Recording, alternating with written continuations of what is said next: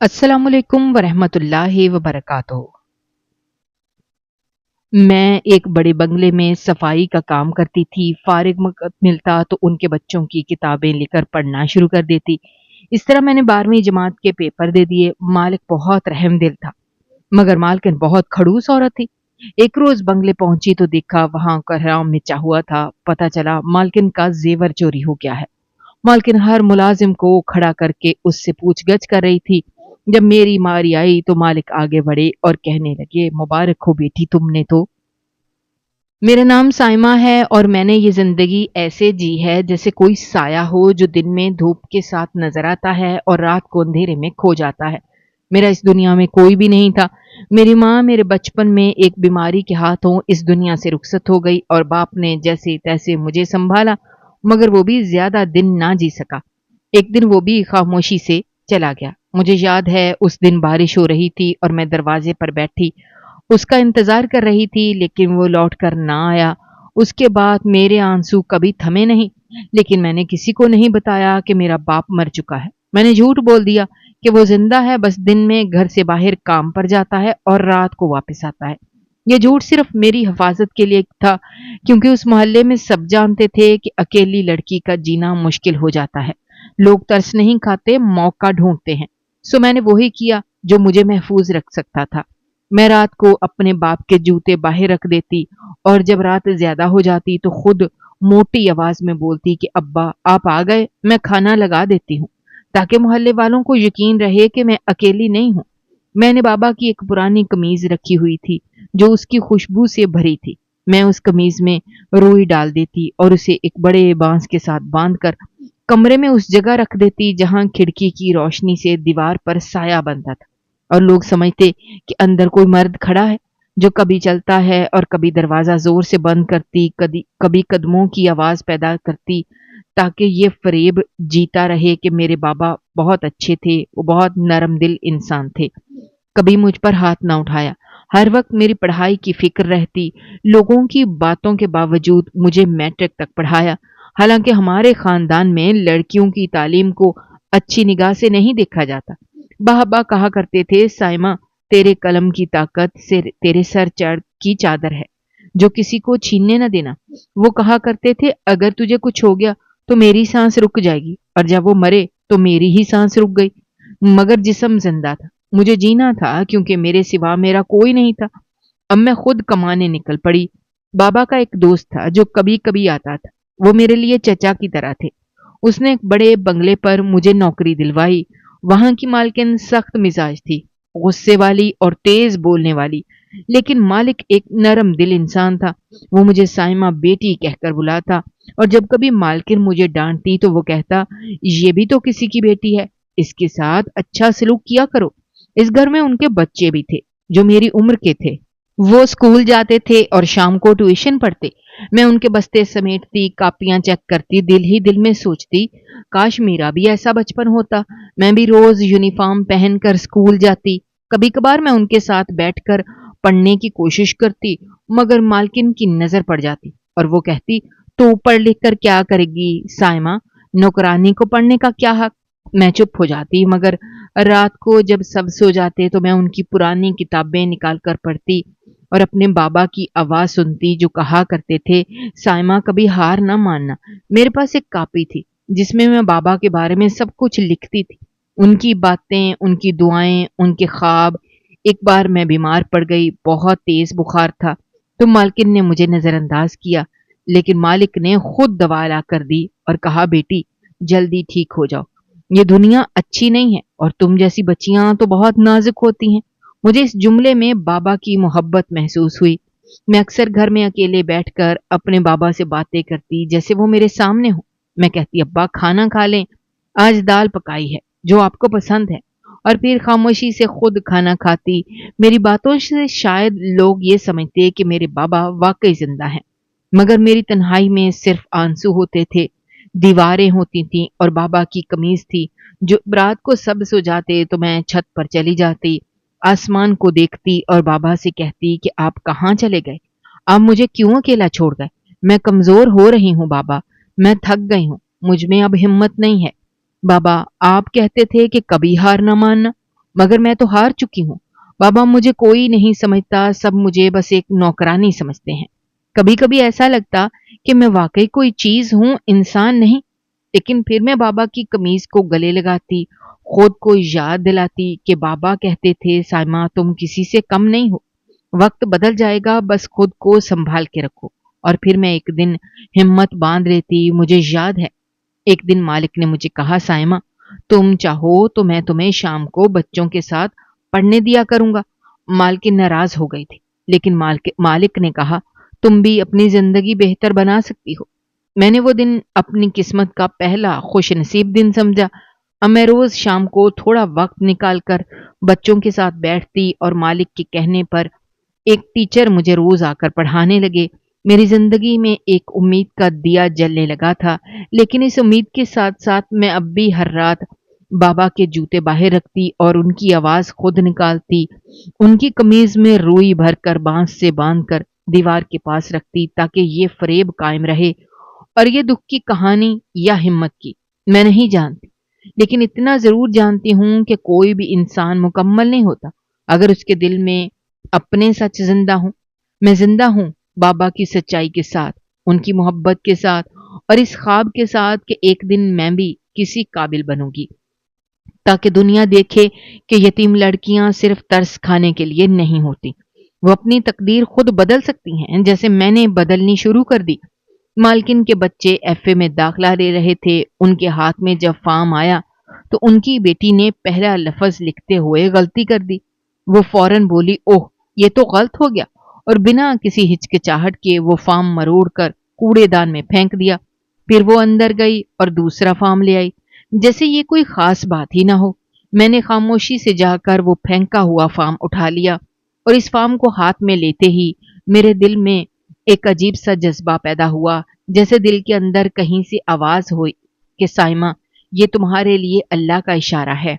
मैंने बड़ी एहतियात से वो फॉर्म साफ किया और फैसला कर लिया कि क्यों ना इसमें अपना नाम और सारी मालूमात दर्ज करके जमा करवा दूं।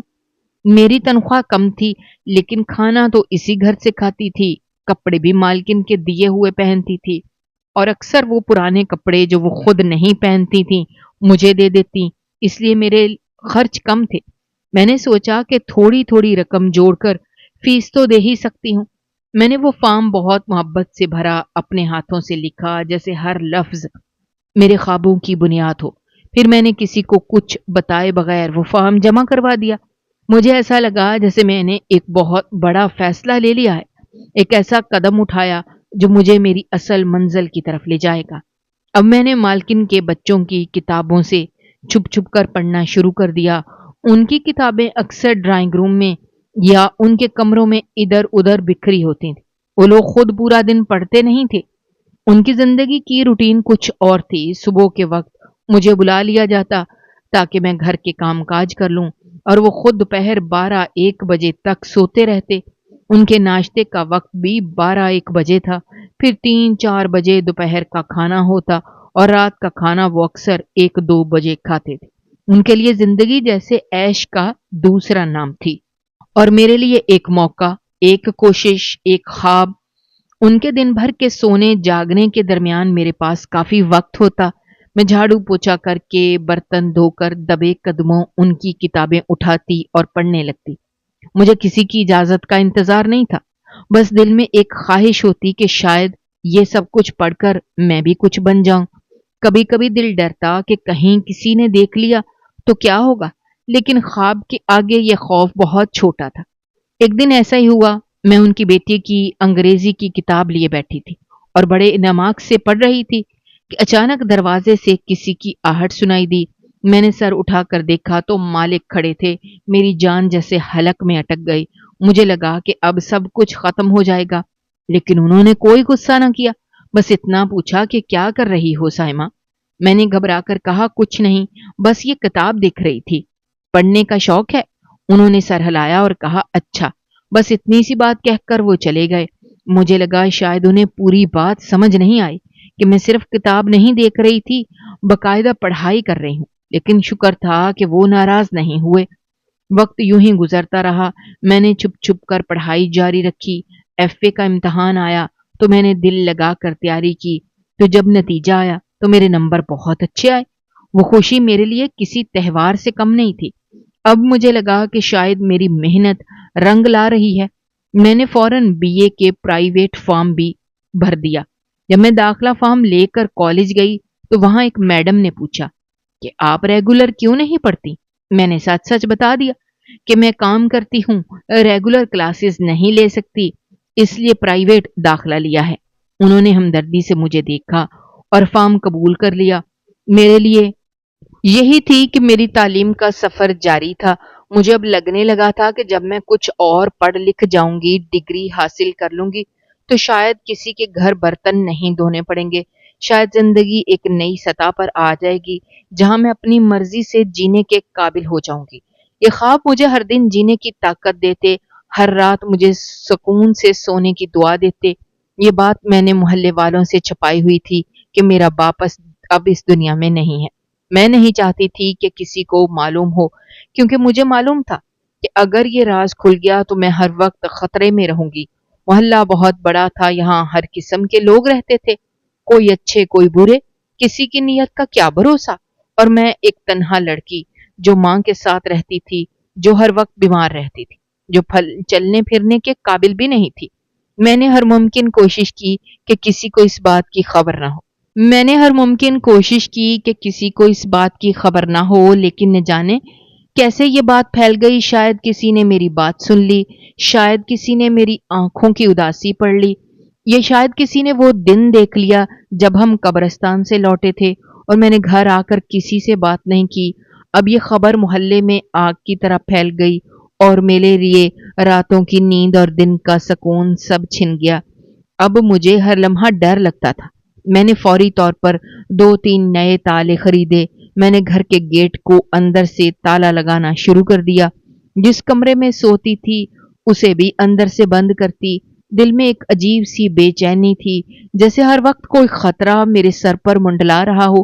میں سوچتی تھی کاش کوئی ایسا گھر مل جائے جہاں میں اور میری ماں محفوظ ہو سکیں، جہاں کسی کی نظروں کا خوف نہ ہو، جہاں رات کو نیند آ جائے، جہاں باہر کے دروازے پر آہٹ ہو تو دل دھڑکنا بند نہ کر دے۔ لیکن ایسا کوئی گھر مجھے کہاں ملتا؟ میرے جیسے حالات میں جینے والوں کو سکون نصیب ہی کہاں ہوتا ہے؟ میں نے خوف کے سائے میں جینا سیکھ لیا تھا، لیکن دل کے کسی کونے میں اب بھی ایک امید کی کرن تھی۔ میں ہر روز کام پر جاتی تھی۔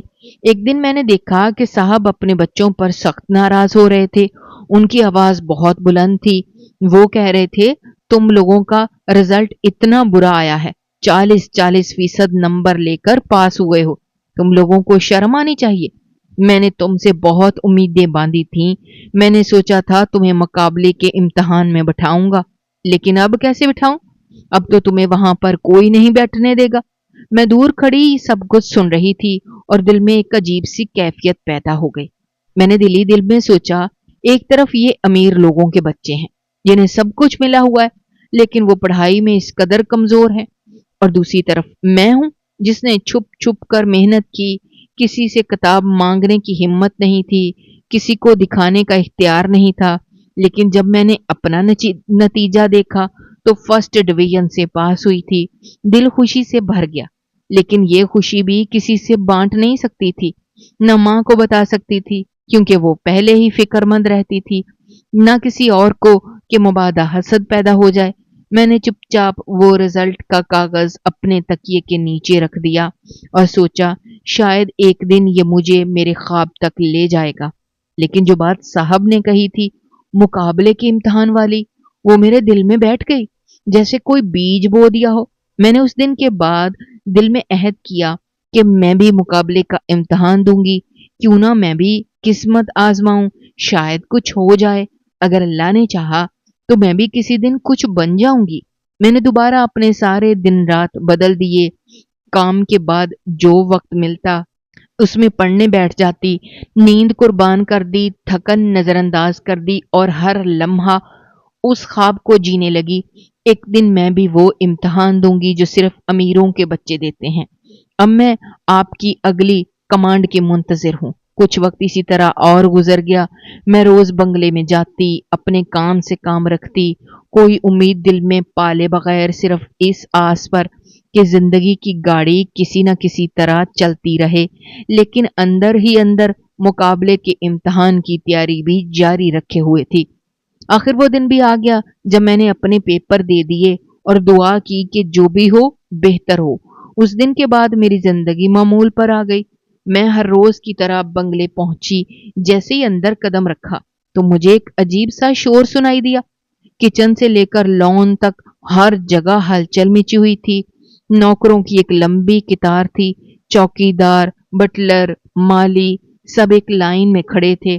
مجھے کچھ سمجھ نہیں آ رہا تھا۔ میں نے حیرت سے سب کو دیکھا اور پوچھا کیا ہوا؟ کسی نے بتایا مالکن کا زیور چوری ہو گیا ہے اور سب سے تفتیش کی جائے گی۔ میں ابھی سوچ ہی رہی تھی کہ اتنے میں مالکن آ گئی اور مجھے دیکھتے ہی کہا تم بھی لائن میں لگ جاؤ۔ میں نے حیرت سے ان کی طرف دیکھا، میرا دل دھڑکنے لگا، لیکن میں نے کوئی چوری نہیں کی تھی۔ میں خاموشی سے لائن میں جا کر کھڑی ہوئی جیسے سب باقی کھڑے تھے۔ اتنے میں مالک صاحب بھی آ گئے۔ انہوں نے مجھے دیکھتے ہی کہا یہ بیچاری تو اس وقت گھر پہ ہی نہیں تھی، یہ کیسے چوری کرے گی؟ یہ تو پیپر دے کر سیدھی اپنے گھر چلی گئی تھی۔ تمہیں پتا ہے نا وہ مقابلے کا امتحان دے رہی تھی۔ لیکن مالکن نے ان کی بات کاٹ دی اور غصے سے کہا ہاں ہاں، آپ تو اس کی ہر وقت سائڈ لیتے ہیں، آپ نے اسے بیٹی بنا رکھا ہے نا، لیکن مجھے کسی پر بھروسہ نہیں ہے، سبھی میرے لیے مشکوک ہیں، میں سب سے پوچھ گچھ کروں گی۔ میں نے مالک کی طرف شکریہ بھرے انداز سے دیکھا، لیکن خود کو بے قصور ثابت کرنے کے لیے خاموشی سے لائن میں کھڑی رہی۔ دل مطمئن تھا کیونکہ میں نے کوئی چوری نہیں کی تھی۔ وہ ایک ایک ملازم سے سوال کر رہی تھی، الٹے سیدھے الزام لگا رہی تھیں۔ اتنے میں مالک کسی دوست سے فون پر بات کرنے لگے۔ ان کا چہرہ تھوڑا پرسکون تھا۔ وہ کہنے لگے ہاں، میں نے ویب سائٹ پر رزلٹ چیک کیا تھا، آپ کا بیٹا بھی نہیں پاس ہوا۔ اچھا چلے میں دوبارہ دیکھ لیتا ہوں، شاید کوئی غلطی ہو گئی ہو۔ ان کے چہرے پر ایک عجیب سا تاثر تھا، جیسے انہیں کسی اور بات کی فکر ہو۔ انہوں نے لیپ ٹاپ کھولا اور کچھ دیکھنے لگے۔ مالکن کا رویہ سخت تھا، ان کی زبان میں تلخی تھی۔ جیسے ہی وہ میرے قریب آئیں اور بولنے لگی تم نے چوری کی ہے نا، تمہیں دیکھ کر اندازہ ہو جاتا ہے، تم سیدھی نہیں ہو، تمہارے جیسی لڑکیاں ایسی ہی حرکتیں کرتی ہیں۔ یکدم مالک نے بلند آواز میں کہا مبارک ہو بیٹی، تم نے تو بہت بڑا کارنامہ کر دیا۔ میں حیرت سے ان کی طرف دیکھنے لگی۔ مجھے کچھ سمجھ نہیں آ رہا تھا کہ وہ کس بات کی مبارکباد دے رہے ہیں۔ میں نے دھیرے سے کیا ہوا صاحب؟ تو وہ مسکرا کر بولے میں ابھی رزلٹ چیک کر رہا تھا، تم نے جو CSS کے پیپر دیے تھے نا، تم ان میں پاس ہو گئی ہو، محکمہ زراعت میں تمہاری بطور ڈائریکٹر پوسٹنگ ہو گئی ہے۔ یہ سن کر میری آنکھوں میں آنسو آ گئے، جیسے کسی خواب سے جاگ رہی تھی یا کسی خوبصورت خواب میں داخل ہو گئی تھی۔ مجھے اپنے کانوں پر یقین نہیں آ رہا تھا کہ میں جس کو کل تک سب نوکرانی سمجھتے تھے، آج وہ ایک افسر بن گئی۔ مالک نے میرے سر پر ہاتھ رکھا اور کہا یہ اب تمہاری نوکرانی نہیں ہے، اب یہ ایک افسر ہے، اب تم اسے وہ عزت دو جس کی یہ حقدار ہے۔ مالکن غصے سے پیچھے ہٹ گئی، لیکن ان کے چہرے پر حیرت اور شرمندگی کے تاثرات واضح تھے، جیسے وہ خود کو الزام دے رہی ہوں کہ انہوں نے بلا وجہ ایک ایماندار اور محنتی لڑکی کو چور سمجھا۔ وہ بھی کچھ اور کہنے ہی والی تھیں کہ ان کا فون بجا۔ وہ ایک دم پیچھے ہو گئیں اور فون کان سے لگا کر سننے لگیں۔ دوسری طرف سے آواز آ رہی تھی کہ جو زیور میں نے آپ کو بنا کر دیا تھا وہ آپ کا بیٹا ہمیں بیچ کر گیا ہے۔ ہمیں تب پتا چلا کہ یہ وہی ڈیزائن دوبارہ آیا ہے۔ ہم نے رجسٹر چیک کیا تو دیکھا آپ کے بیٹے کا نام درج ہے۔ یہ سنتے ہی ان کے ہاتھ سے موبائل گرنے کو تھا۔ وہ سکتے میں آ گئیں اور فوراً مالک کی طرف مڑ کر کہا زیور کا چور ہمارا بیٹا نکلا۔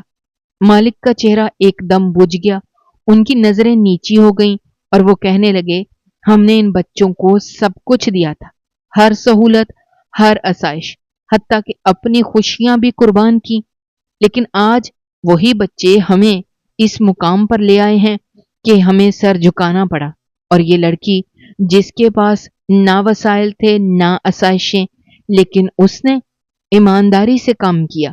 آج یہ محنت سے افسر بن گئی ہے، اور ہمارے بچے جو سب کچھ رکھتے ہیں انہوں نے چوری کر لی۔ یہ فرق ہے تربیت کا۔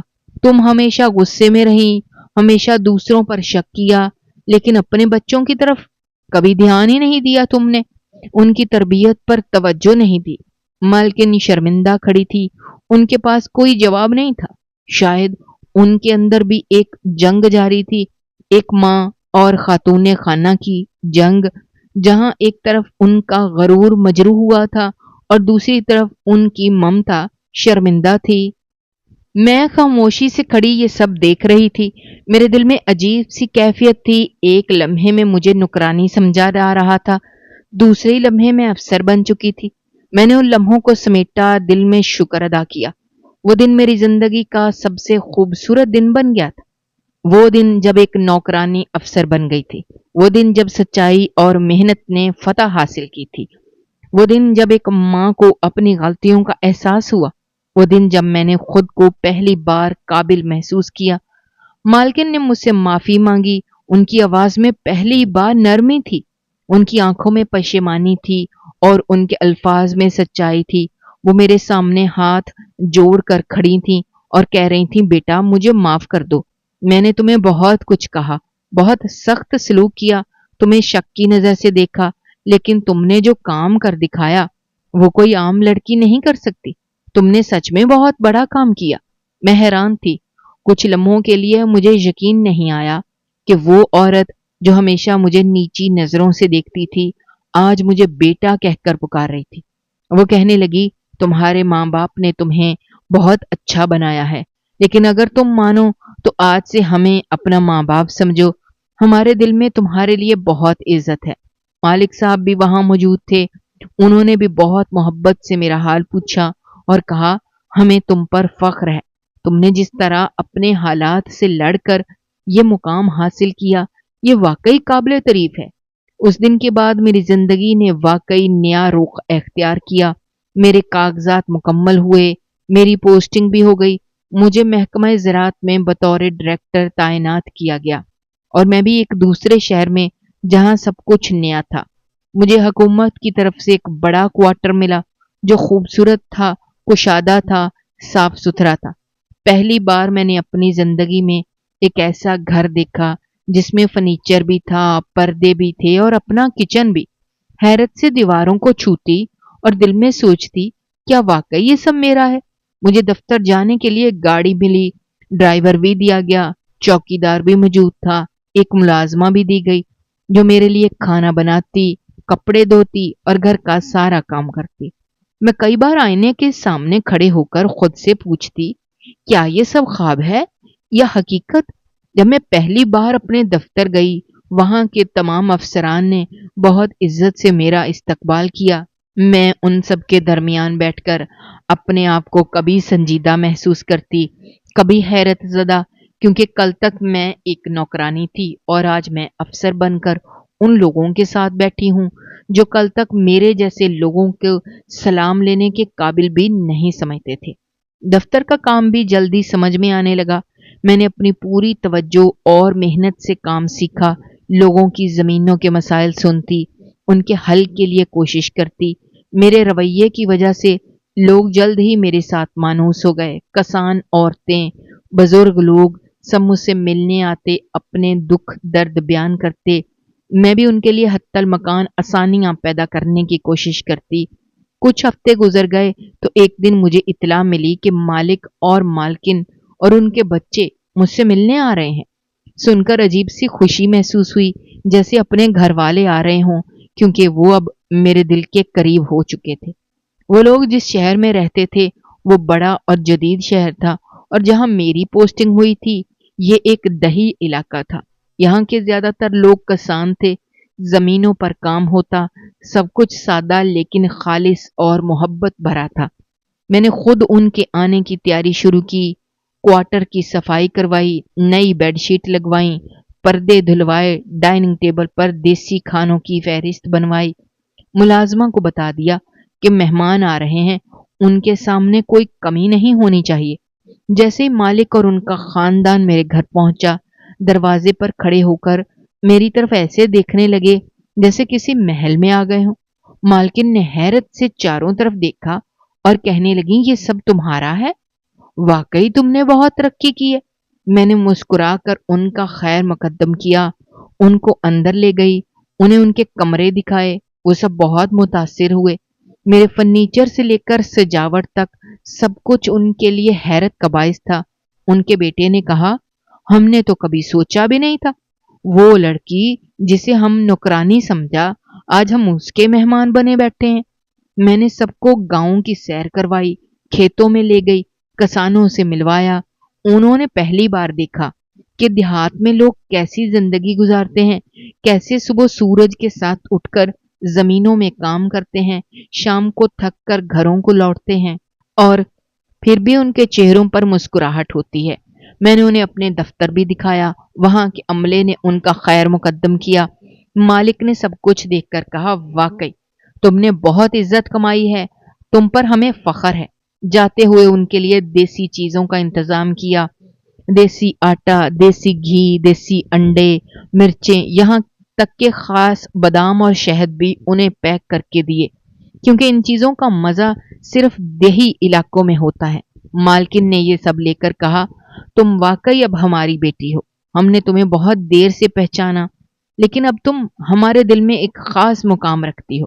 مالک نے جاتے وقت میری پیشانی پر ہاتھ رکھ کر دعا دی اور کہا، جس ماں باپ کی بیٹی ہو وہ یقیناً بہت خوش نصیب ہوں گے۔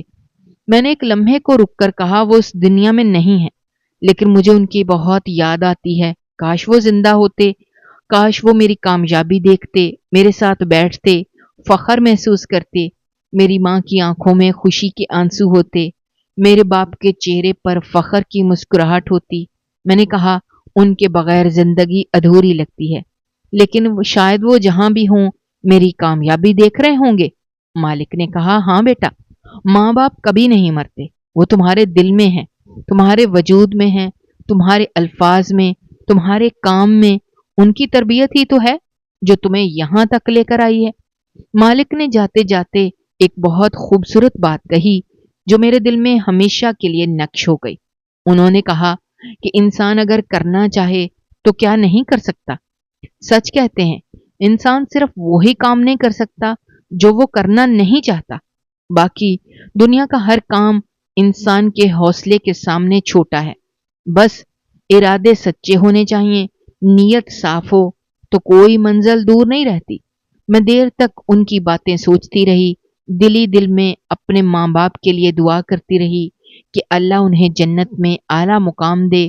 انہوں نے مجھے محنت کرنا سکھائی، حلال کھانا سکھایا، عزت کمانا سکھایا، اور سب سے بڑھ کر کبھی کسی کا حق نہ مارنے کا درس دیا، اور یہی سبق میری اصل کامیابی ہے۔ میں نے زندگی کو بہت قریب سے دیکھا، اس کا تلخ چہرہ بھی اور اس کا روشن پہلو بھی۔ ایک وقت تھا جب لوگ مجھے نوکرانی کہتے تھے، نظر انداز کرتے تھے، شک کرتے تھے، میرا کوئی مقام نہیں تھا، مگر آج میں ایک باوقار عہدے پر ہوں، اپنے فیصلے ہیں، اپنی پہچان ہے۔ یہ سب اچانک نہیں ہوا، اس کے پیچھے برسوں کی محنت، آنسو، قربانیاں، صبر اور دعائیں ہیں۔